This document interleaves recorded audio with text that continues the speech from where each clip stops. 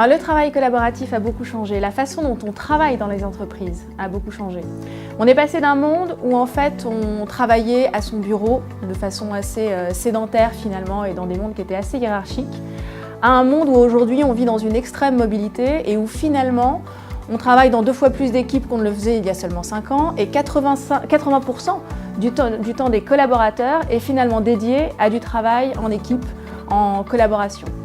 Si on ajoute à ça le fait que d'ici 2020, on aura 46% des employés des organisations qui sont des millennials, et que ces millennials, par définition, sont plus enclins à communiquer par chat ou par réseaux sociaux, alors que leurs managers ont été éduqués dans une culture de l'email, les entreprises aujourd'hui doivent faire face à un véritable enjeu de communication, de collaboration, tout en s'assurant qu'on ne crée pas des silos à l'intérieur de l'organisation. J'ai envie de dire les deux parce que, bien sûr, c'est une réalité. Aujourd'hui, on a énormément d'outils qui viennent aider et mettre finalement les collaborateurs en capacité de pouvoir dire « je travaille de façon digitale et j'ai la capacité à l'intérieur de mon organisation de recréer l'ensemble des usages qui peuvent exister aujourd'hui dans la sphère privée ».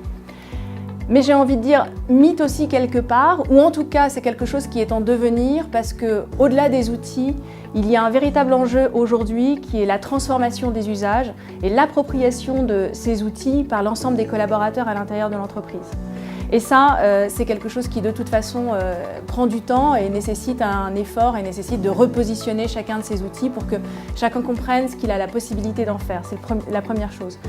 Et la deuxième chose, on est aujourd'hui dans un système où on crée énormément d'informations à l'intérieur de ces organisations et on vit tous dans un monde de surabondance d'informations. Et la question, c'est comment les outils vont être capables d'être intelligents et de nous apporter des réponses plutôt que de nous laisser trouver l'information ou trouver les personnes qui sont capables de nous répondre. Alors, si on est aujourd'hui en charge d'une problématique de transformation digitale en entreprise, je pense qu'il y a trois choses intéressantes à partager. La première question à se poser pour l'ensemble des collaborateurs auprès de qui on intervient, c'est finalement à quoi est-ce que ça va leur servir? What's in it for me? Si on n'a pas répondu à cette question, de toute façon on n'arrivera pas véritablement à les engager dans cette démarche de transformation. La deuxième étape par rapport à ça, c'est de définir des scénarios d'usage pour chacun. De prendre les différentes fonctions dans l'entreprise, les différents besoins et de définir des scénarios d'usage au travers des différents outils, parce que finalement, l'ensemble des outils vont répondre à un besoin spécifique. Je ne vais pas communiquer de la même façon si je suis dans la gestion d'un projet ou si j'ai besoin de m'adresser à la totalité de l'organisation. Et enfin, j'aimerais partager un retour d'expérience. On a eu l'occasion de lancer récemment Microsoft Teams, qui a été lancé en bêta tout début novembre dans Office 365 chez Microsoft. Et on a été bêta-testeur, comme certains de nos clients.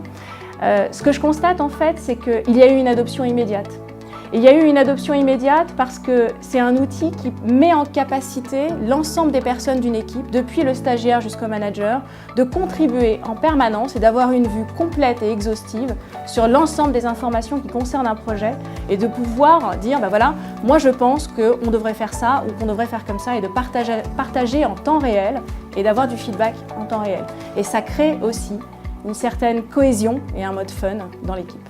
Je vous donne rendez-vous du coup le 20 avril pour l'événement The Art of Teams sur le campus Microsoft pour discuter justement de ces nouveaux modes collaboratifs en entreprise.